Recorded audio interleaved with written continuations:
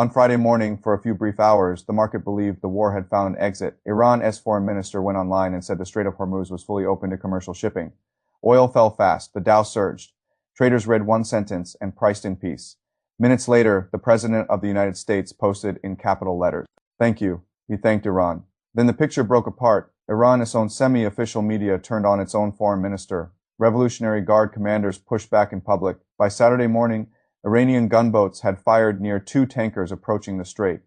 A container ship off Oman was hit by a rocket. Hormuz, which had looked open for one market cycle, was effectively closing again in front of the world.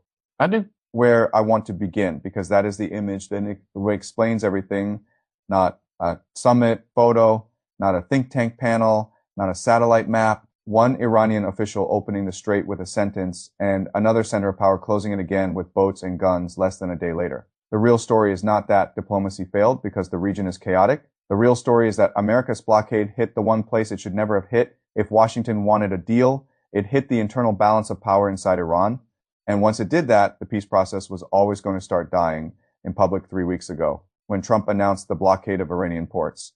I said the blockade would not produce a peace deal. I said it would do the opposite. I said it would give Iran's hardliners the political cover to discredit negotiations, justify a harder line on Hormuz, and widen the space for China to keep playing the longer game. That is exactly what has happened. I do not say that as a victory lap. I say it because the mechanism was visible from the start, and if you understand that mechanism, you understand why this war still does not have a clean exit. The framework I want to give you is simple.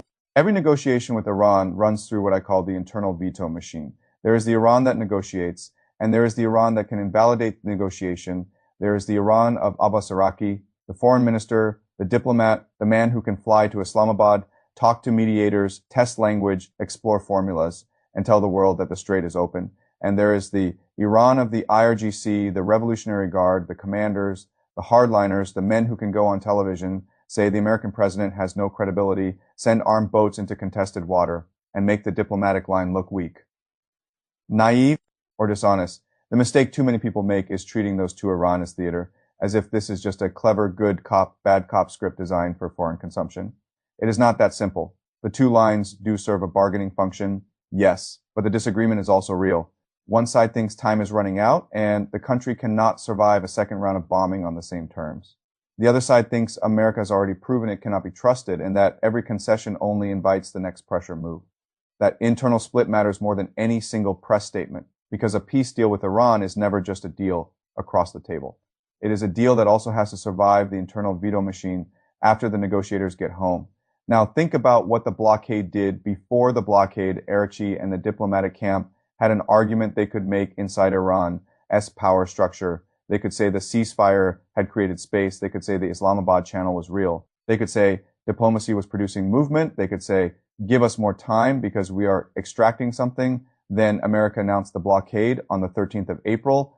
From that moment, the diplomats' internal case began collapsing. The hardliners suddenly had the strongest line in the room. They could say, this is what America does. It talks peace and applies force inside the peace window. It says negotiation and sends more ships.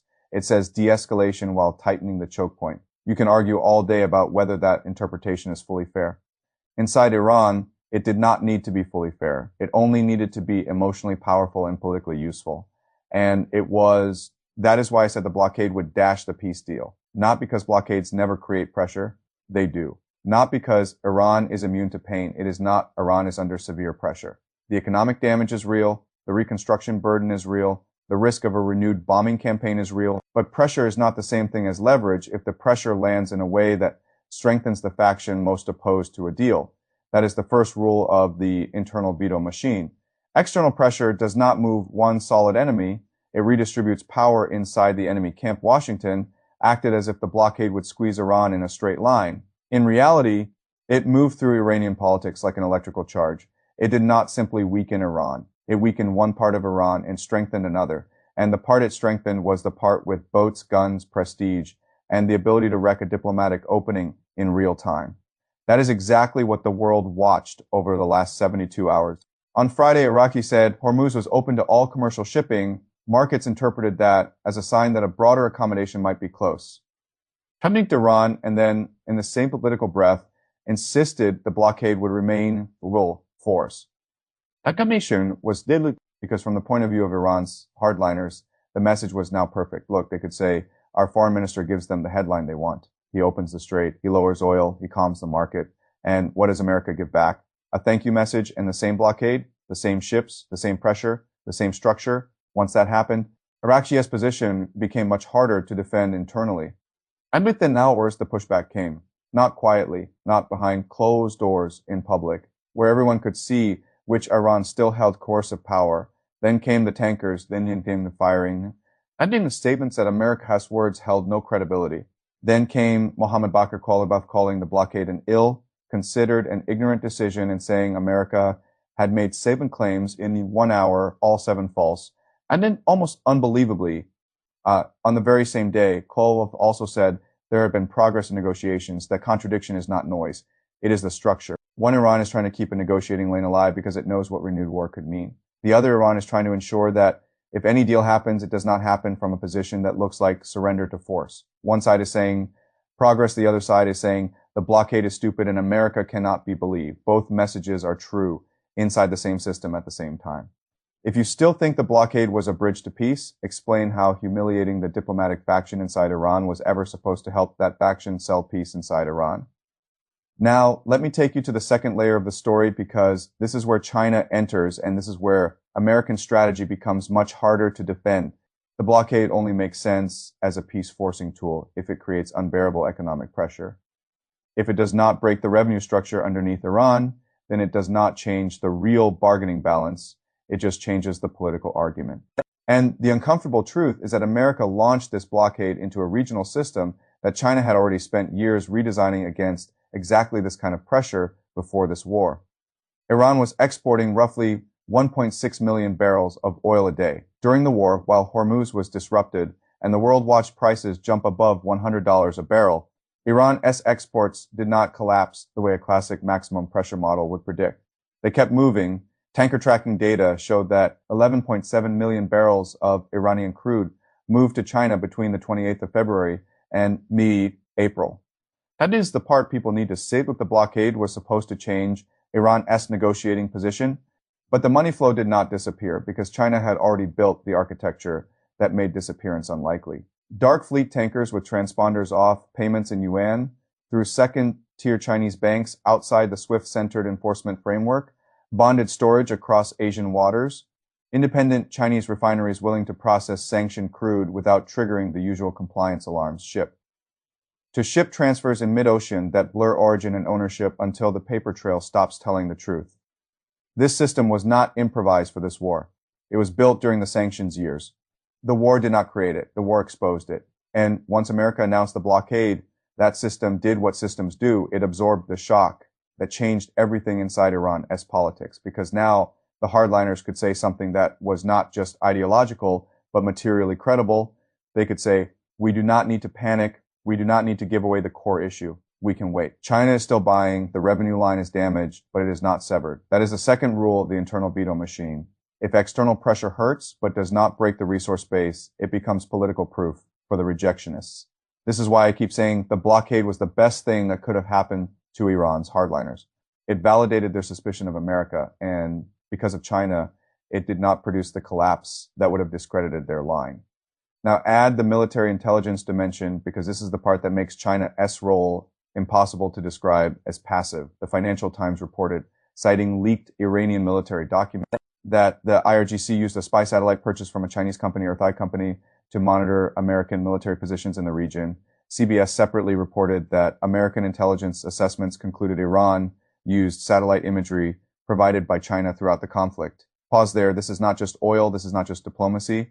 This is not just China being the buyer of last resort. This is China helping Iran see where America was. So Iran could target more effectively. That matters for 2 reasons. First, it reinforces the internal hardline case inside Iran.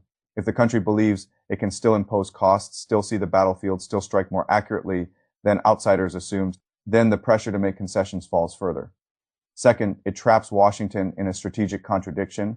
America's intelligence community can see what China is doing, but the White House does not want a full confrontation with China over Iran while trade talks are live, tariffs are still in play, and a summit with Xi Jinping is sitting on the calendar in May. So America ends up half seeing the problem and half speaking about it. It knows China matters. It also acts as if it cannot fully say so. Iran sees that too. So does every shipping company. So does every official in Beijing. The result is a blockade with a visible ceiling. You want a perfect example of that ceiling? Look at the rich story. This week, a Chinese-owned tanker, previously sanctioned by the U.S. Treasury, became the first vessel to exit the Strait of Hormuz after the blockade began. It sailed through into the Gulf of Oman, then turned back toward Iranian waters and sat near Larak Island. America did not stop it on the way out. America did not stop it on the way back. Marine traffic data also showed other Chinese-operated vessels transiting near Iranian waters during the first full day of blockade enforcement. What does that tell you? It tells you the blockade is not one thing. It is not a hard, universal instrument. It is a selective enforcement regime calibrated against escalation risk. And that means every actor in the theater immediately starts reading the fine print. If Washington enforces the blockade equally against Chinese-linked vessels, it risks a direct confrontation with China at the exact moment it is trying not to have one. If Washington enforces it selectively, everyone learns where the ceiling is. If everyone learns where the ceiling is, Iran's hardliners gain another argument. America can hurt us. Yes, but it cannot go all the way, because going all the way means a bigger crisis it does not want. That is the pressure paradox at the heart of this entire episode. If America pushes softly, it does not move Iran. If America pushes hard, it risks a wider confrontation if it chooses something in between. It strengthens the very faction inside Iran that says America will always stop short of a truly decisive outcome and therefore should never be trusted with meaningful concessions. That is not leverage, that is a trap. And once you see the trap, the last few days stop looking confusing, they start looking inevitable. Now, let us talk about Wednesday. The ceasefire expires on the 22nd of April. That is 3 days away as I speak. Trump has said maybe he will not extend it and that bombs may start falling again at the same time.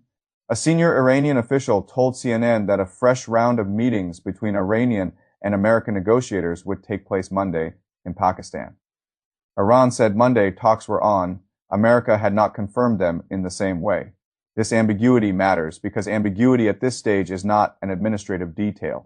It is the shape of the diplomacy. Both sides are trying to maximize pressure and preserve optionality at the same time. Iran signals toughness by contesting Hormuz, attacking shipping, and publicly calling the blockade stupid. America signals toughness by keeping the blockade in place, talking about renewed bombing, and staging high-level war meetings at the White House. At the same time, both sides keep one hand on the doorknob of negotiation. That does not look to me like a system moving toward a full peace deal in 72 hours. It looks like a system moving toward one of three outcomes. The first outcome is the least likely a genuine breakthrough that would require the diplomatic Iran to recover authority quickly enough to sell a compromise internally, while the hardline Iran agrees not to sabotage it. I do not see the evidence for that. Right now, the second outcome is collapse. The ceasefire expires, the talks fail, the bombing resumes, Hormuz becomes even more unstable. And the next phase of the war is harder and more dangerous than the last one. This is absolutely possible, especially if both sides misread the other's signaling over the next 48 hours.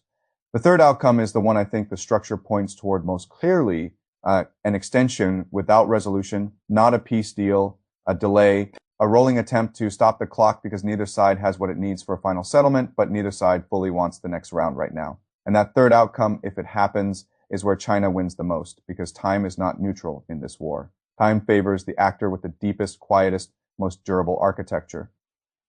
China keeps buying oil. China keeps its intelligence channels and industrial channels available below the formal threshold of direct war. China keeps America constrained by the wider U.S.-China relationship. China keeps the Iranian hardliners supplied with the one thing they need most, the belief that waiting is survivable. That is why I said the blockade would not produce peace, it would produce delay, internal hardening.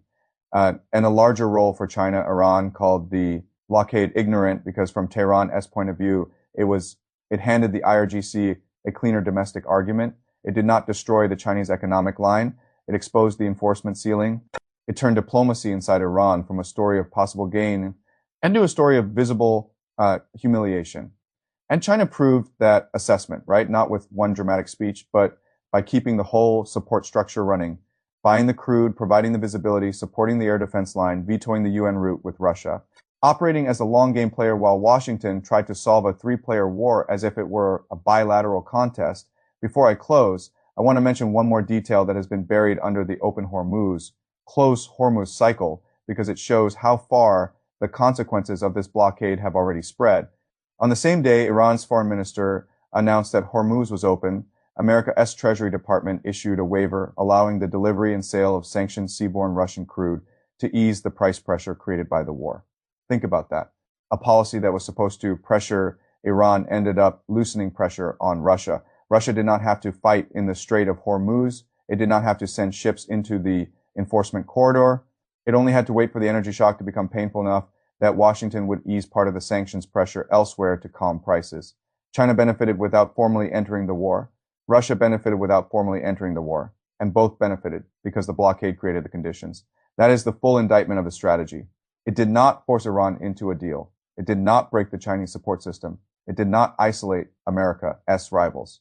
It damaged the diplomatic faction inside Iran, strengthened the veto players, widened the room for China, and even produced spillover advantages for Russia. That is not a peace strategy. That is a strategic own goal. The most important thing to watch now is not the next tweet, not the next market swing, not even the next tanker alone. Watch whether IRGC gets a real negotiating lane back. Watch whether the IRGC lets any lane stay open for more than a news cycle. Watch whether America tests the blockade against a vessel with a serious Chinese connection and is willing to pay the geopolitical price. And above all, watch what China says and does not say, because the story of the last few weeks has not been America versus Iran.